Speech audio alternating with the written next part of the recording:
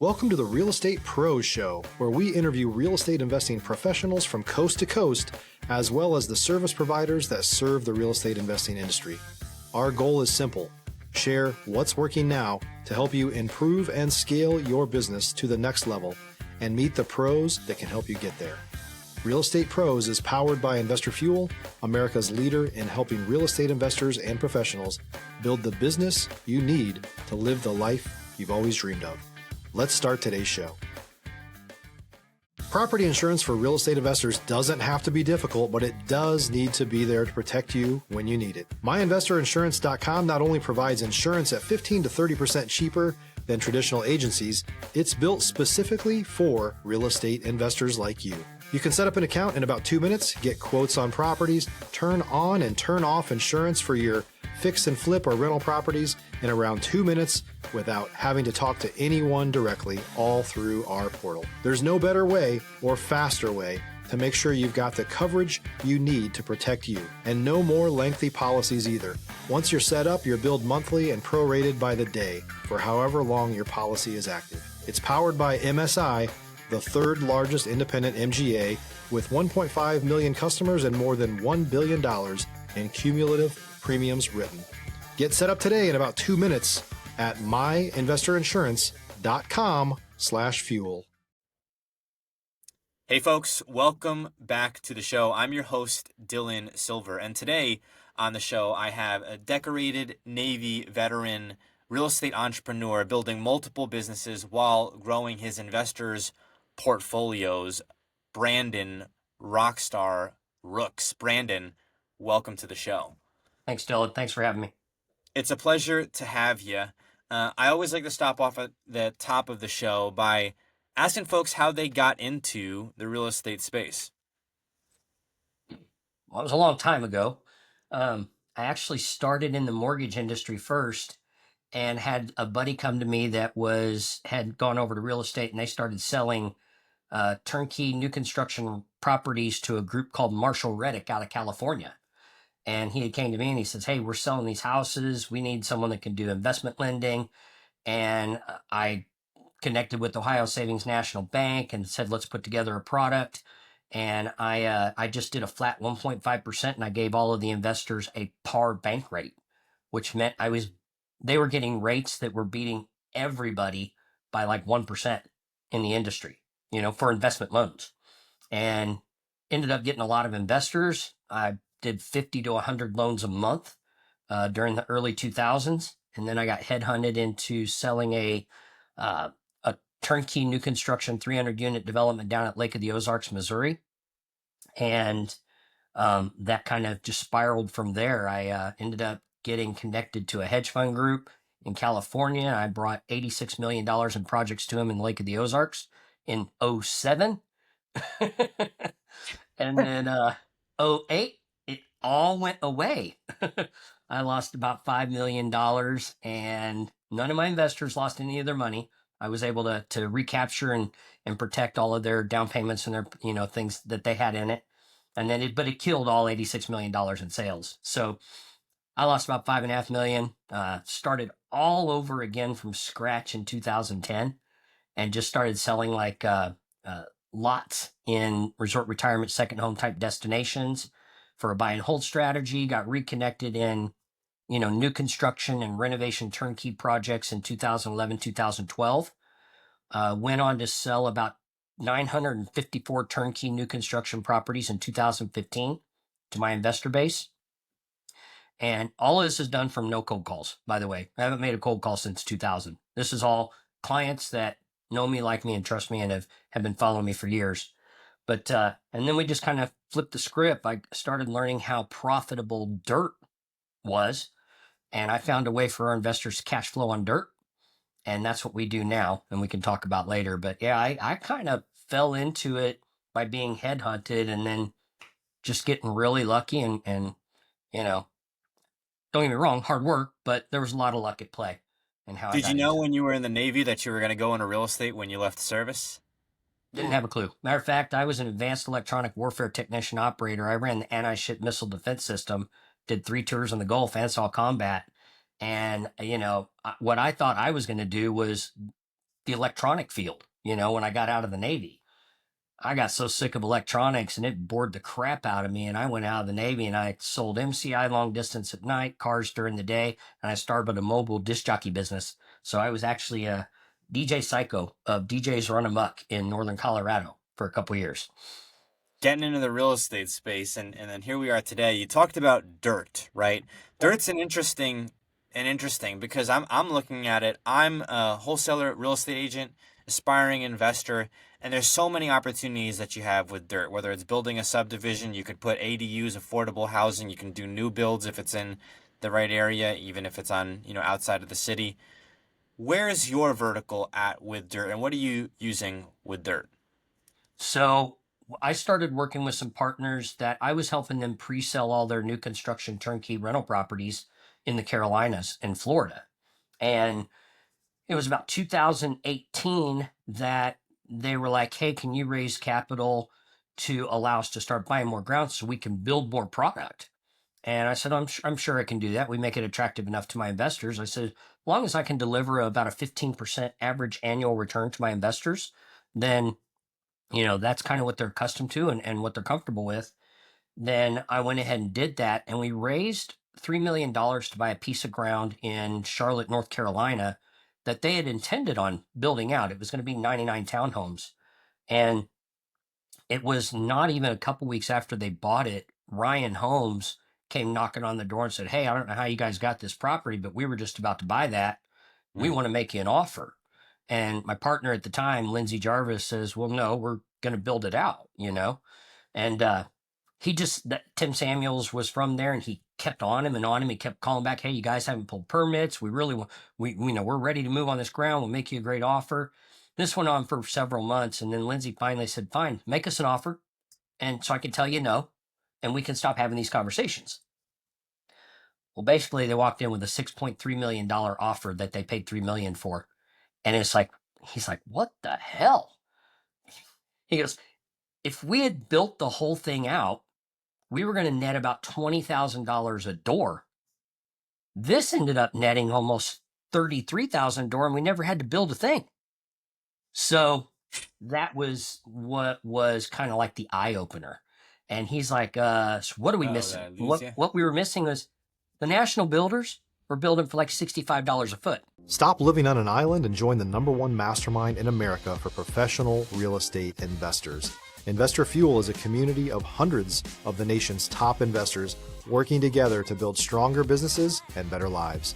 In addition to the amazing community of real estate investors acting as a board of advisors for one another, Investor Fuel members have access to 100% funding on purchase and repairs for our members only, a health insurance program, and benefits and discounts that more than pays for the membership of most of our members, meaning it's actually costing you money to not be a member of Investor Fuel. If you're looking to scale your business and build a business that allows you to live the life of your dreams, please visit investorfuel.com today and book a call with our team. Yeah, buying that piece of ground. Yep. So bought that piece of ground for $3 million. And then Tim Samuels from Ryan Holmes was all over us to make an offer, kept coming back, several weeks at a time. And it was several months in, and he finally came to Lindsay, and Lindsay said, fine, make us an offer so that we can turn it down and we can stop having these conversations. Yeah. The offer was $6.3 million. We paid $3 million for it, didn't put another penny in it, and sold it for $3.3 million profit.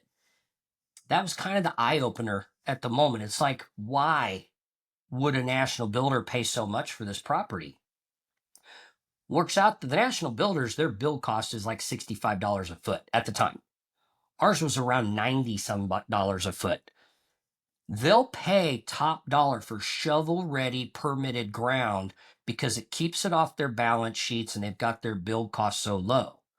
And that was the eye opener. And there was a couple series of other things that happened. It's kind of a long story, but Tim Samuels eventually was let go of Ryan Holmes. He was known as the godfather of land in the Carolinas. He knew everybody. And they let him go because he'd been with them for a long time. They were trying to cut costs, use someone else that came in that would take his position.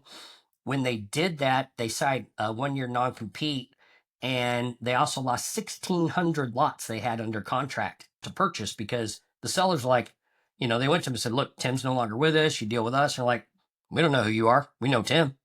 We don't know you. So they canceled. And Tim just kind of said, I've got an idea. He's like, I know a lot of other land asset managers that work for the Nationals.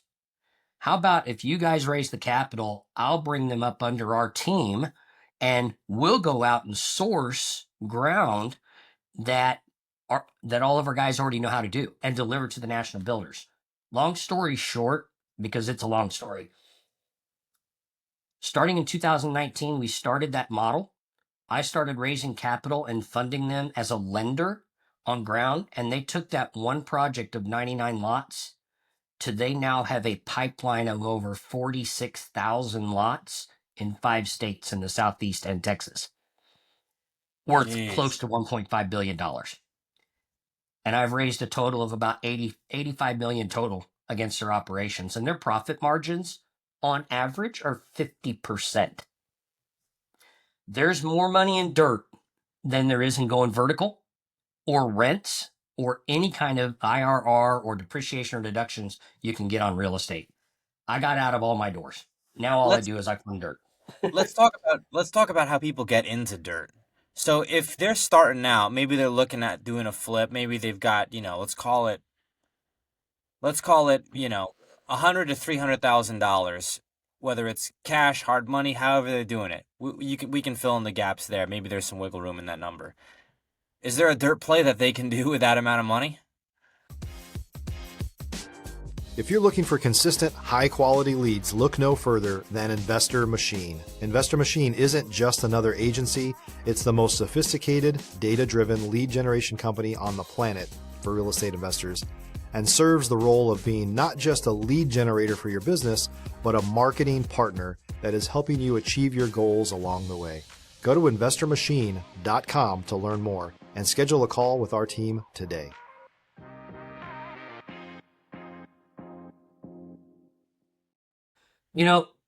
Dirt's highly profitable, but it's all about the right dirt, the right location, and what you can do with it.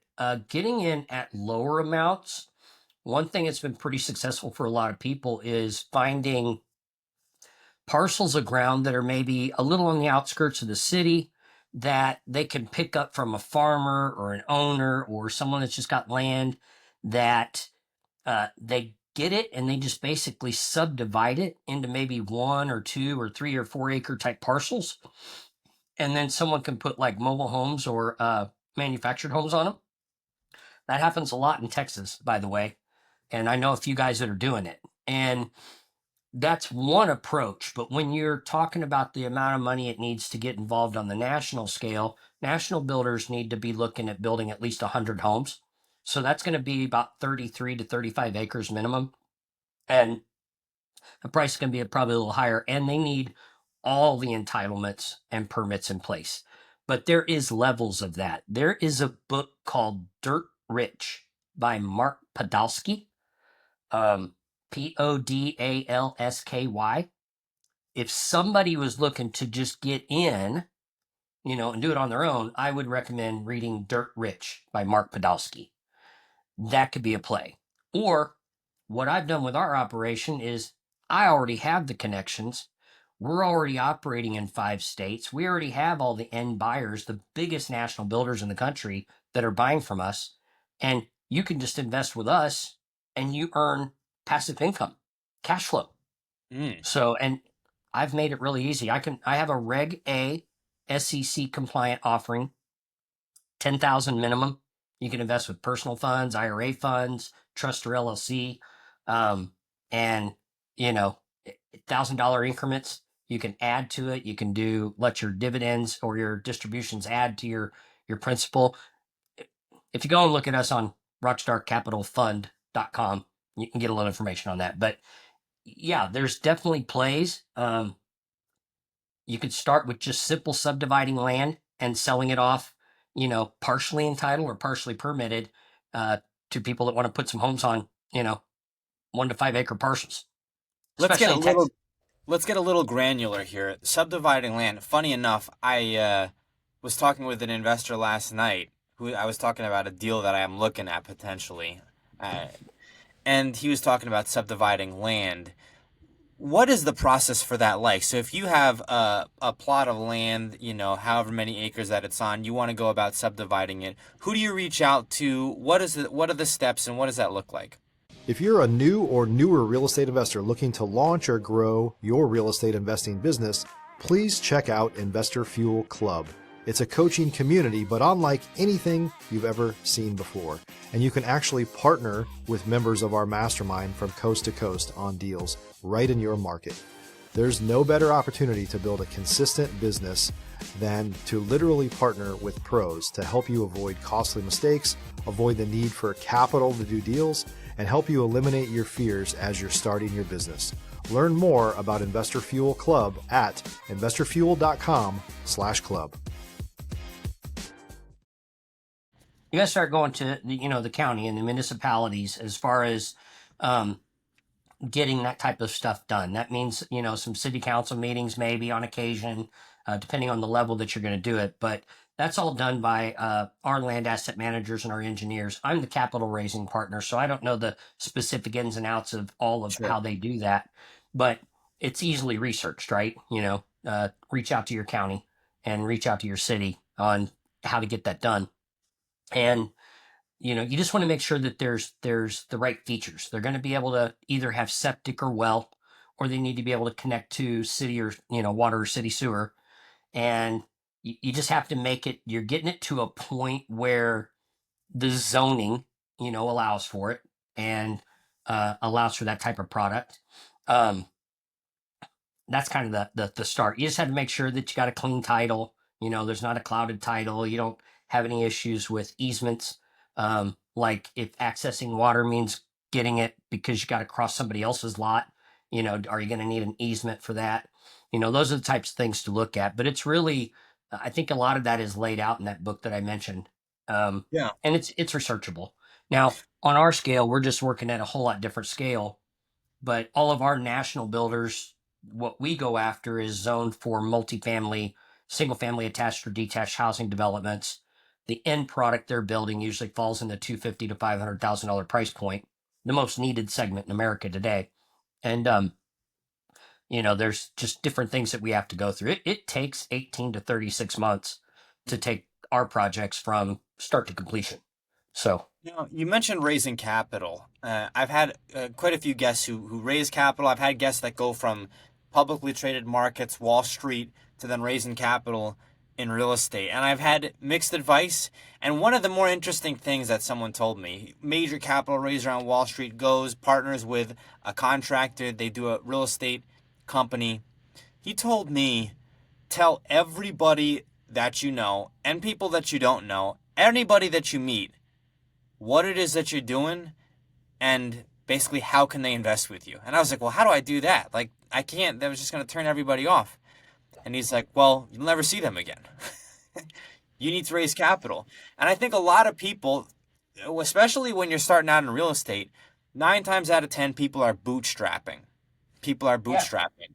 But there's a lot of people on the sidelines, who have money and they don't have economy of time. And they would probably love an opportunity to get involved in some of this stuff. Like dirt, that's pretty niche. That's also, I think, pretty cutting edge, even though it may not be as all over the place as, maybe some other real estate strategies. But yeah. it's niche and cutting edge. So in raising capital, and if you were to give advice to folks who may be looking at plays, what can people start doing to raise capital? Raising capital comes from a trust factor. I mean, you start with your network that you know. You'd be surprised if you start putting together phone numbers and emails of people that are in your network or that you've met or you've run into. And that's kind of the first thing. But then you've got to have a clear cut plan and you've got to be on your projections, under promise, over deliver, build a reputation. You know, a lot of people have a great idea and then go open up a Reg D, or like a proprietorship or, a partnership or something like that. And they throw out all these fantastic projections and then they don't hit it, and I've seen that happen so many times in the industry. I've seen I always tell people a pro forma looks great on paper, but let's see some proof behind the pro formas and make sure that whoever you are working with has some knowledge, has some experience, has a track record. So sometimes you got to do that on your own, even if it's small. Even if you just do a fix and flip or you do a wholesale deal and you have success and you can show your projections, your numbers, that's a start. And then it kind of goes to, hey, maybe just a couple people come in with you on the next wholesale deal. Let's do this. You find a couple people that invest. You have the track record. You show what the returns are. Now it's easier to start raising capital. I right now I have about 85 million in assets under management under my Rockstar entities. Probably another 10 million under management under private note capital. And it didn't happen overnight. It has happened since I started raising capital around 2017, 2018. So it's taken a while to get to this level, but it just started to skyrocket. It was like real slow, and then boom, Yeah. performing. And then, here's the thing, people, they all want that get rich quick. They want to make money overnight. That's not how it works. And if that's the approach you take, it's going to make it that much harder for you to raise capital because people are going to sense that. And just be genuine, be honest, start small, do a couple deals, have a track record, and then put something together that is, airtight. A Reg D is a great way to start. It's how I started. But then I got to a point and level where it made sense for me to merge all of my Reg Ds into a Reg A because now I have more SEC compliance. I've got to do financials and send them up every 6 months. I have to do a third-party independent audit every year and send that to the SEC. It just builds a little bit more investor confidence. But it. I've It's been not, fortunate. yeah, it's not like you just run into uh, large sources of capital. Talking about land, and Mostly mom and pop investors. Most of my investors are under $100,000 investors. Most of them. So yeah, take that. 560 of them. Talking about opportunities on land, there's different developmental plays, right? So most people are gonna look at subdivisions if you've got acres and acres, but also there's RV parks.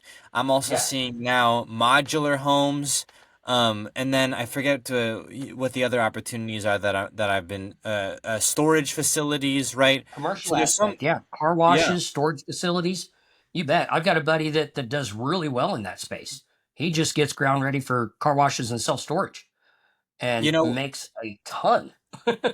with those deals, in many cases, you don't have the same level of, for lack of a better term, headache that you might have dealing with tenants. And in some of the other cases too, like if you do RV park where they own the RV, right? So they're only renting the land, right? Your Yeah. maintenance is minimal to none, right? So they're taking care of whatever their area is, right? So it's not the same thing as owning apartment complex, owning a bunch of single family homes.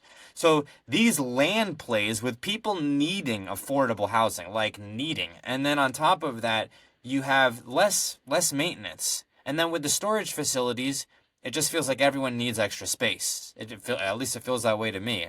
When I've moved, every time that I moved, I've been like, I need a storage facility, and then I just don't end up canceling it because I'm like, well, I'm using it. It's only how much am I paying for that thing? Yeah, let me just keep it because I have all this extra stuff. And then you look up, it's 2 years later, and you're like, ah, maybe I didn't need it the whole time, but you never canceled it. I, it's a huge business. I've never owned a storage unit ever.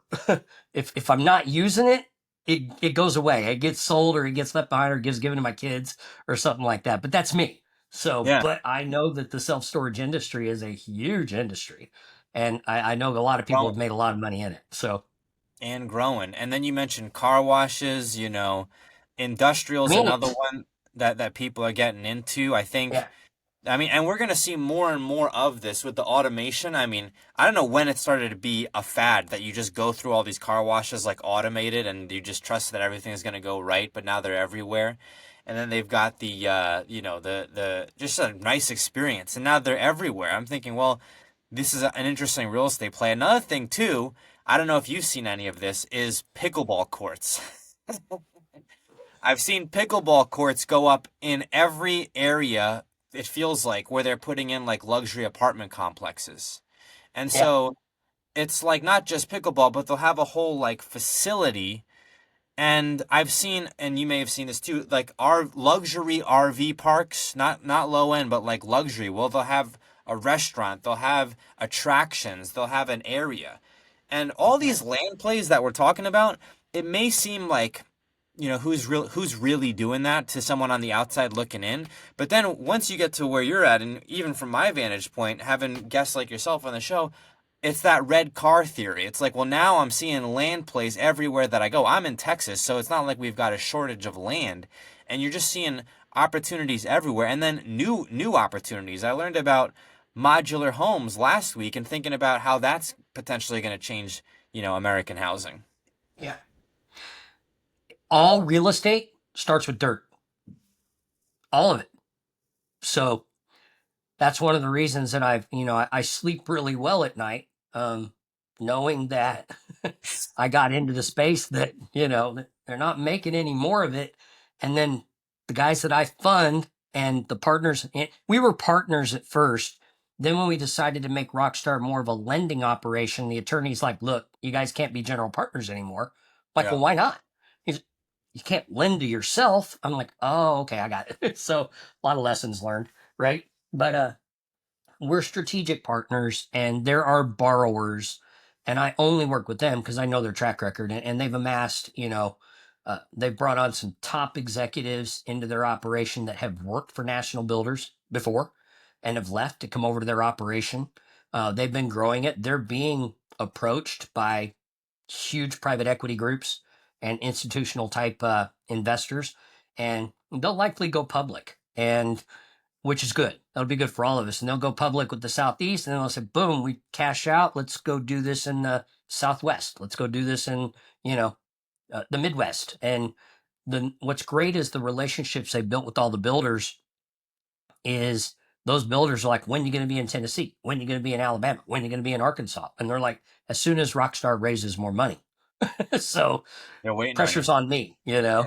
and so that's kind of where I'm at. I'm at a point where I'm trying to tap into people that see what has been accomplished and what's feasible and how they can get double-digit annual returns every year, passive income.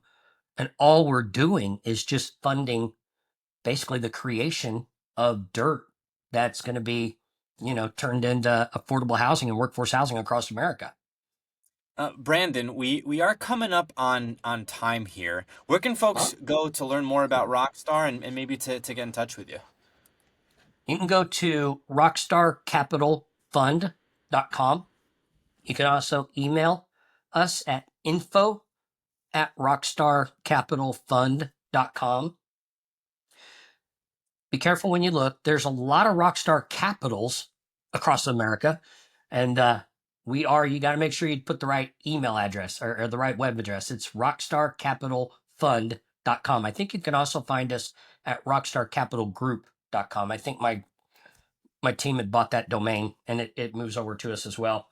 But real easy to reach out to us, info@rockstarcapitalfund.com, or just go to our website. You can put, in the investor portal, or contact us and watch a little information on us. It's a very easy process for us. Accredited, non-accredited investors, 10,000 minimum.